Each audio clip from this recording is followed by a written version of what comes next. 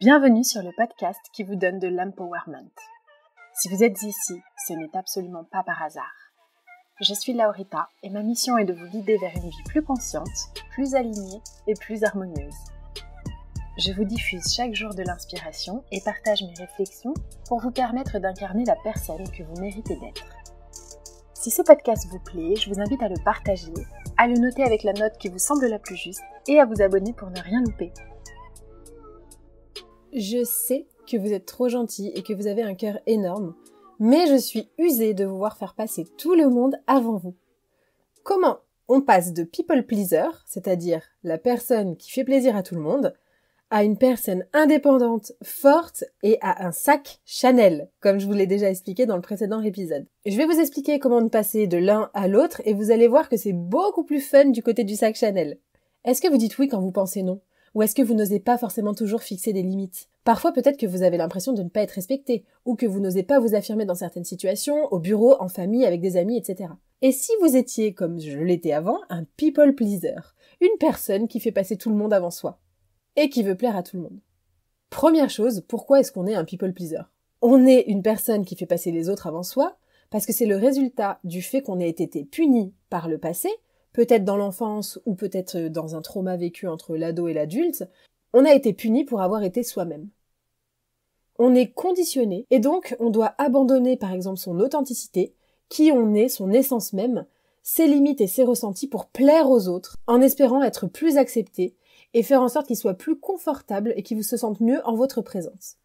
Par exemple, dans l'enfance, si on vous a demandé d'être sage comme une image, d'être une gentille petite fille ou un gentil petit garçon, en n'allant pas vers vos envies et en faisant plaisir à papa et maman, ça peut générer du people pleasing derrière. Gros rappel de base, on n'est pas ici pour faire plaisir aux autres, mais pour vivre notre vie et pour l'expérimenter. On va arrêter de se torturer le cerveau et d'avoir peur de décevoir. On va éviter d'abandonner encore une fois son enfant intérieur à qui on devrait apprendre au contraire que notre intuition est la meilleure, qu'on a le droit de fixer des limites et qu'on a le droit d'être authentique. Et on va partir sur un épisode good vibes. J'ai subi du harcèlement scolaire, on m'a violentée. J'en ai déjà fait tout un épisode, mais pour vous donner du contexte, on m'envoyait des cailloux parce que j'avais les cheveux courts et frisés. Pendant ce temps-là, je subissais. Et je ne disais rien pendant plusieurs années. J'ai même dit à mes parents, mais personne n'a rien fait. Et j'ai secrètement souhaité devenir cette fille un peu populaire, mais en même temps, d'un côté, je faisais rien, je disais rien à personne. Et parfois, quand on ne rentre pas dans les cases de la société, c'est simplement parce qu'on doit s'en élever, s'en sortir. Est-ce que vous avez déjà été confronté à ça ? Dire oui à tout le monde, dire oui tout le temps, et se faire marcher sur les pieds. C'est toujours le fait de faire passer l'intérêt des autres avant soi, et donc, forcément, certains vont en profiter.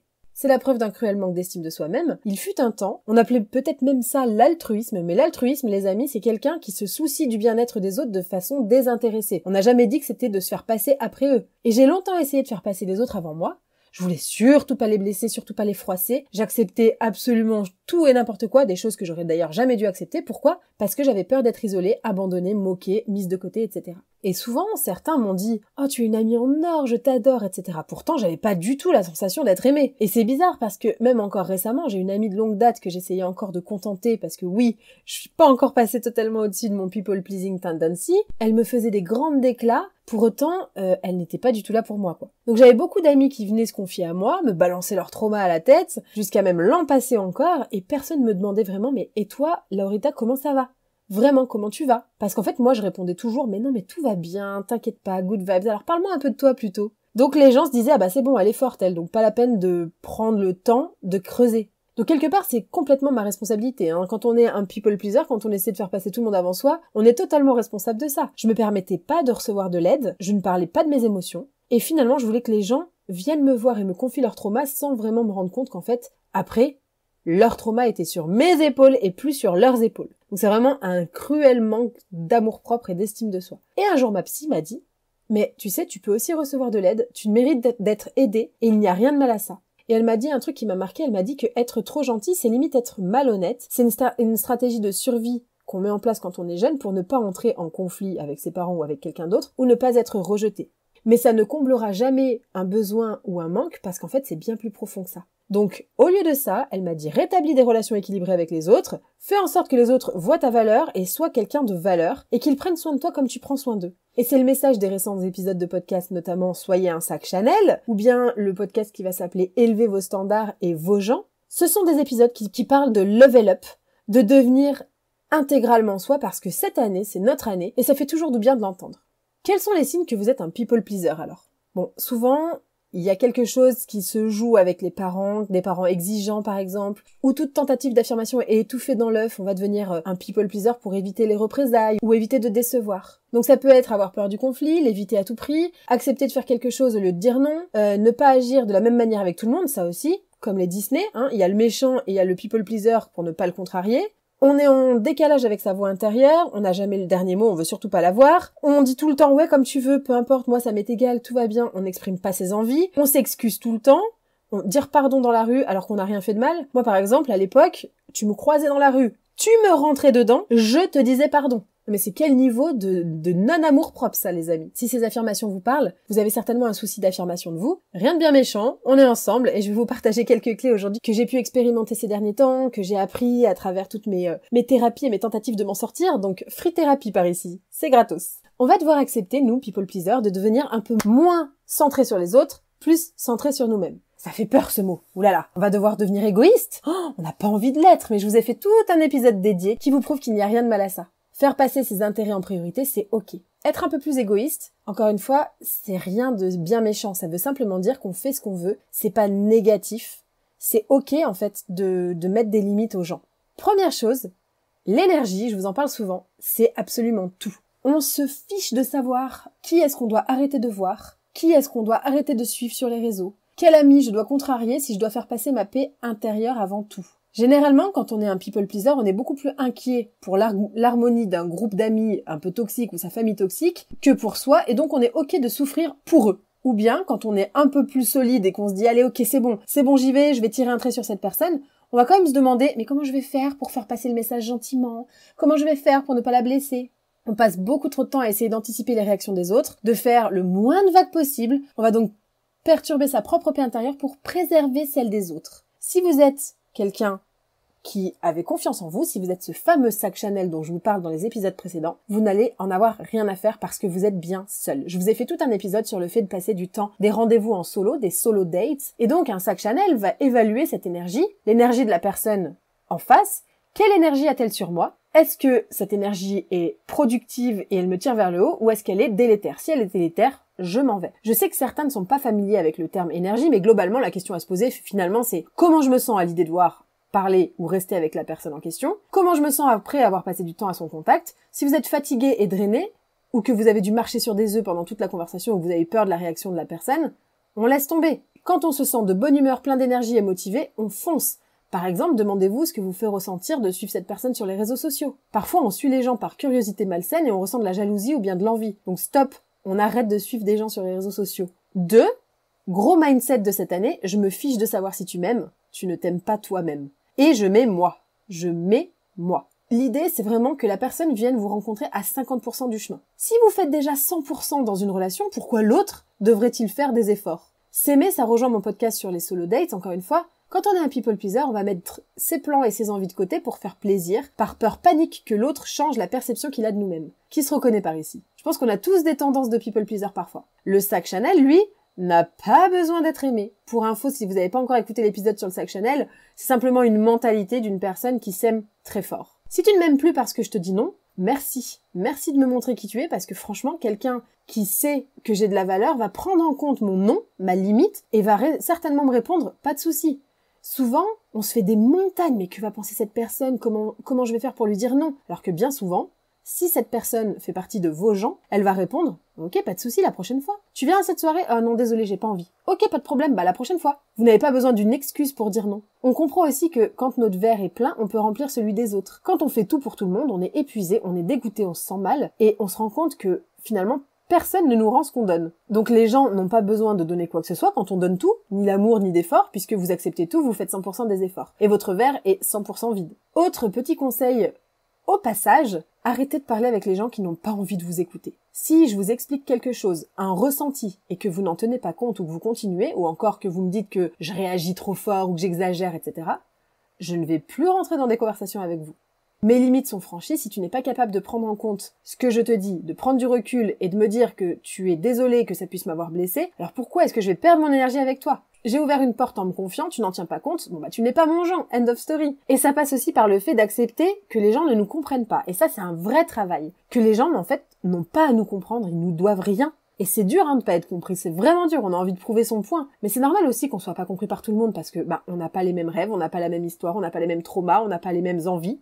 Essayez de les convaincre, leur expliquer, non, ils ne sont pas vous et ils ne comprendront certainement jamais. Faut aussi l'accepter, faut aussi lâcher prise. Et si on croit que les gens ont le même cœur que nous, je vous le dis tout de suite, c'est pas le cas. Et c'est ok, chacun son cœur. Parfois, on n'est pas au bon endroit.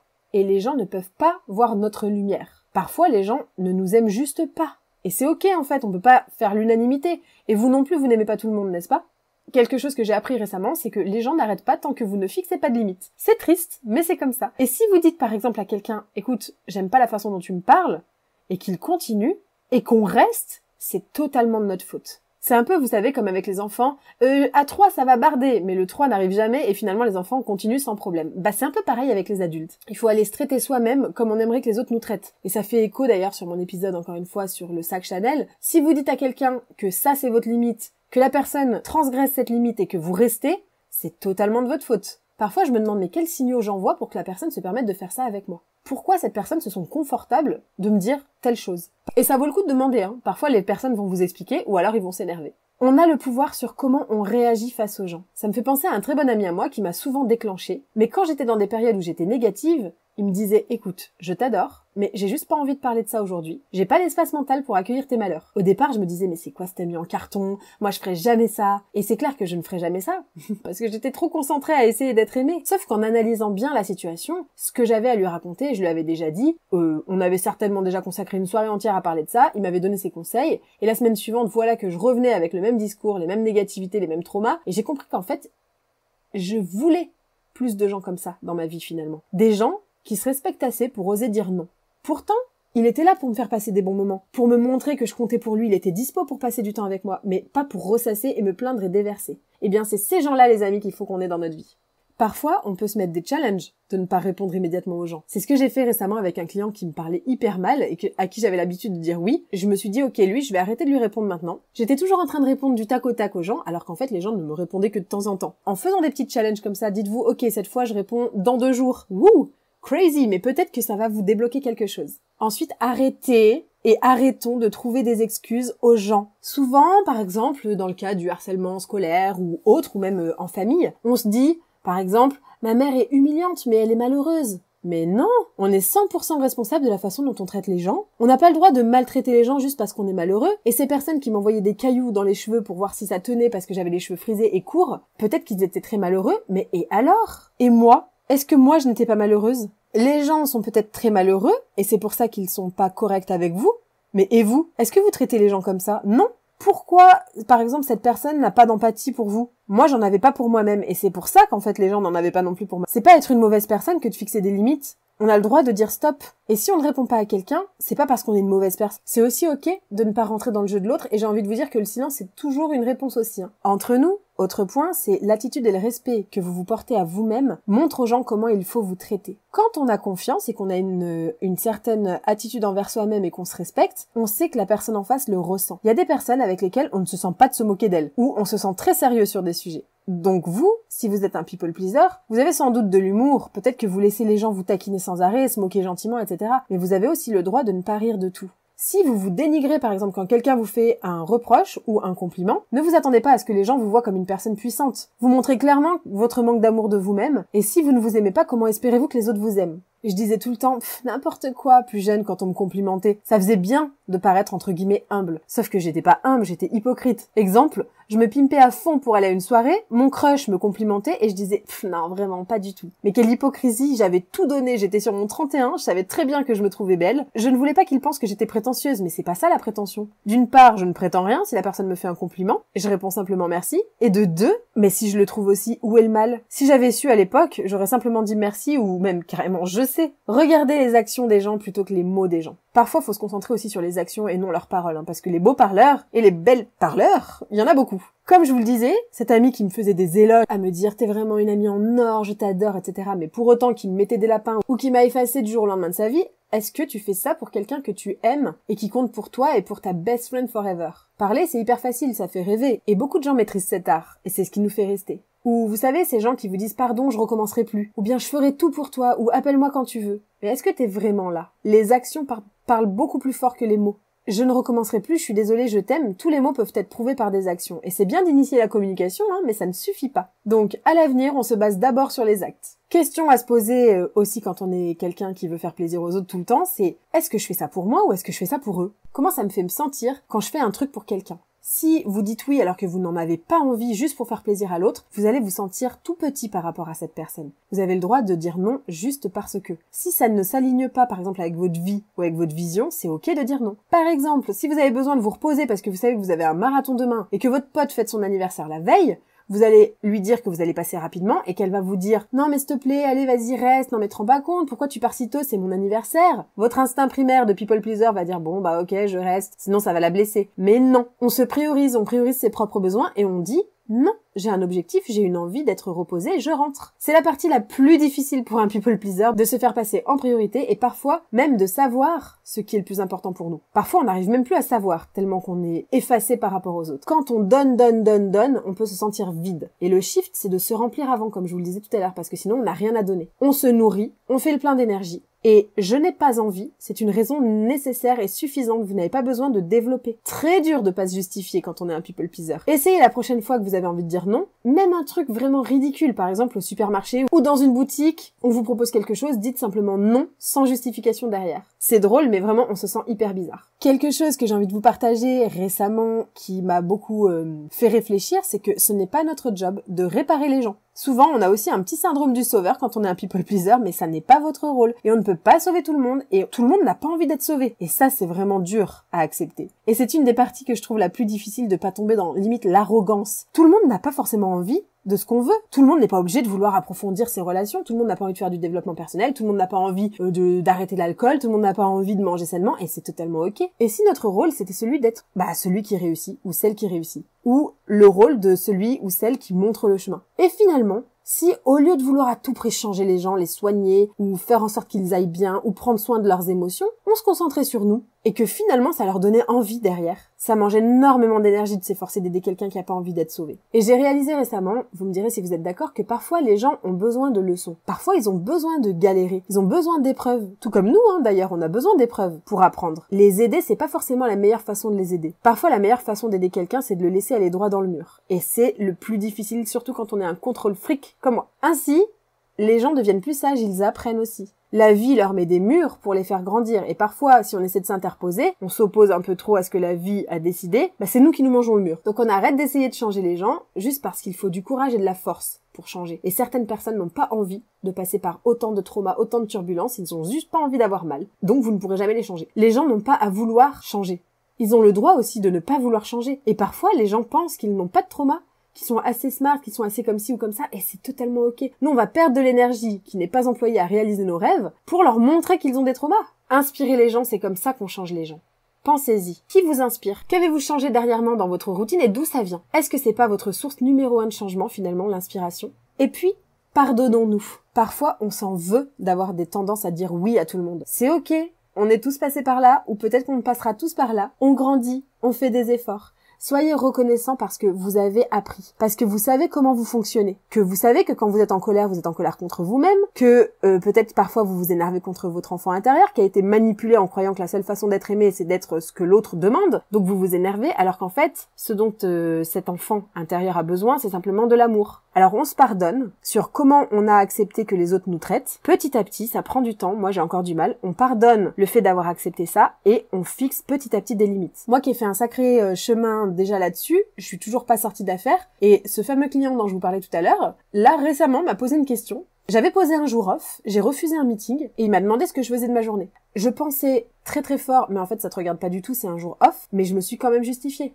Donc vous voyez les amis, on n'est pas sortis d'affaires, mais on guérit ensemble. Pour pardonner l'autre, la meilleure façon, c'est d'éprouver de la sympathie, voire de la compassion pour cette personne. Parce que cette personne est en souffrance. Si tu tires les gens vers le bas, si tu les violes, les frappes, les humilies, etc., c'est parce que tu manques d'amour pour toi-même. Et même d'amour autour de toi. On pardonne parce que c'est pas nous le problème, c'est eux. Et ils galèrent déjà avec eux-mêmes. Alors je t'envoie de l'amour parce que ta vie est triste. Par exemple, toutes les personnes qui m'ont lancé des cailloux, aujourd'hui j'ai de la compassion pour eux. Je me dis mais quelle tristesse. Qu'est-ce qui est plus triste que d'être quelqu'un qui déteste, quelqu'un qui a de la haine, quelqu'un qui critique, quelqu'un qui est négatif. Quand tu te couches, après avoir laissé ton méchant commentaire, t'es vénère, t'es énervé, tu te couches, tu détestes les gens. Mais comment tu peux te sentir bien? J'espère que tu vas guérir. Je t'envoie de l'amour. Le truc le plus dur quand on est un people pleaser, pour conclure, c'est d'affronter sa peur de décevoir. Petit à petit. Mais vous savez quoi, les gens vont s'en remettre, vous n'êtes pas responsable de leurs émotions. Et finalement, les gens vont vous montrer leur vrai visage. Si vous leur dites non et si vous leur fixez des limites, leur réponse, c'est une explication très claire et une photo très claire d'où ils en sont dans leur développement perso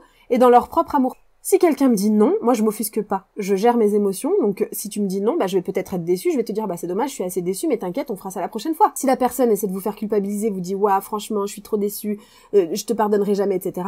Vous voyez son vrai visage. Bye bye. Alors comment faire concrètement? Je vais vous donner des petits tips que je fais moi-même, peut-être que ça peut vous aider. Premièrement, on planifie sa semaine. Oui je sais, ça, parfois ça vous gonfle, mais avoir une vision et savoir que votre semaine est prête, que vous avez des choses à faire et vous savez où vous voulez aller, ça aide le people pleaser. Vous n'allez pas attendre ou vous inquiéter de ce que vous faites demain, ou attendre que Jean-Michel vous réponde. Non. Tous les lundis, vous allez faire ça, entre midi et 2 le mardi, vous faites ça, etc., etc. C'est ok. Et on accepte que les créneaux qui sont disponibles. Quand on connaît sa passion ou son purpose, plus rien ne nous arrête. Et certains d'entre vous n'ont même pas de vision pour la fin du mois. Pas d'objectif jour par jour. Les rêves n'arrivent pas à se réaliser si vous ne faites rien. Deuxième chose, on travaille sur son estime personnelle. On n'a pas besoin de devenir quelqu'un d'autre. Et quand vous dites oui à tout le monde, en fait, les gens vous aiment pour quelqu'un que vous n'êtes pas parce qu'en fait, ils ne connaissent pas le fond de votre pensée. On se concentre surtout sur soi-même, on s'accepte, on va faire des thérapies, on augmente l'amour qu'on se porte. Et d'ailleurs, pour ça, je vous ai fait un épisode sur les solo dates, les rendez-vous avec vous-même, qui va carrément booster votre confiance en vous et vous montrer que vous n'avez pas besoin de l'approbation des autres. Je vous ai également fait une méditation sur ce podcast d'affirmations positives à écouter tous les jours dans votre douche, histoire de booster votre confiance au max. On arrête évidemment d'être needy, on ne court pas après mais on attire, parce que plus vous courez après quelqu'un ou quelque chose, plus vous n'allez pas l'avoir. Alors que quand on prend les choses en main, quand on va par exemple faire des choses seul ou quand on décide de ce qu'on veut faire pour sa vie pendant la semaine, on envoie le message « j'attire, je n'ai besoin de rien, mais les gens qui sont mes gens viendront à moi ». Plus vous embrassez votre identité, plus les gens qui restent seront avec vous pour vous et pas pour le masque que vous portez. Quatrième point, on essaie de fixer des limites et de ne pas réagir. On essaie simplement d'exprimer ses limites et on observe derrière comment la personne se comporte. Vous pouvez commencer petit avec des gens dont vous n'en avez rien à faire au supermarché. Entraînez-vous à juste fixer des petites limites parce que plus vous allez fixer des petites limites, plus vous allez voir que finalement les gens d'une part ne réagissent pas forcément mal et ça va vous encourager à en fixer des plus grandes et de deux, vous allez vous sentir de plus en plus respecté et plus en plus aligné avec vous-même. Enfin, quand on est un people pleaser, généralement on n'ose pas trop. Donc mon conseil, ce serait d'arrêter de vous demander quelles vont être les conséquences et les répercussions. Par exemple, quand j'ai posté mon premier épisode de ce podcast, je vais pas vous mentir, j'étais tétanisée. J'étais tétanisée par le regard des autres, par le jugement. Et maintenant encore parfois, j'ai peur de comment vous allez prendre les choses. Mais au final, je le fais quand même parce que je me dis que ça peut peut-être servir ma mission, qui est d'aider même ne serait-ce qu'une personne à passer de sa version actuelle à sa version désirée, n'est-ce pas? Les gens qui me critiquent, les gens qui ne m'aiment pas, les gens qui sont pas cool, qui mettent des méchants commentaires ou à qui ça ne parle pas, c'est simplement pas mes gens. Et en fait, quel privilège, les amis, d'être détestés. Ça veut dire que vous êtes extrêmement pertinent. Vous êtes si pertinent que des gens prennent du temps dans leur journée pour penser à vous plutôt qu'à eux-mêmes. Si vous avez une vie remplie, abondante, vous n'avez pas une seconde à consacrer à quelqu'un d'autre qui ne vaut pas le coup, n'est-ce pas? Donc finalement, c'est pas grave si on contrarie, c'est pas grave si les gens nous délaissent, c'est que c'est simplement pas nos gens et ça nous permet de faire un bon tri. Donc arrêtez d'être un people pleaser, c'est aussi s'ouvrir la porte à nos gens, aux vrais gens qui nous méritent et qu'on mérite surtout. J'espère que cet épisode vous a plu et je vous dis à très vite pour un prochain épisode.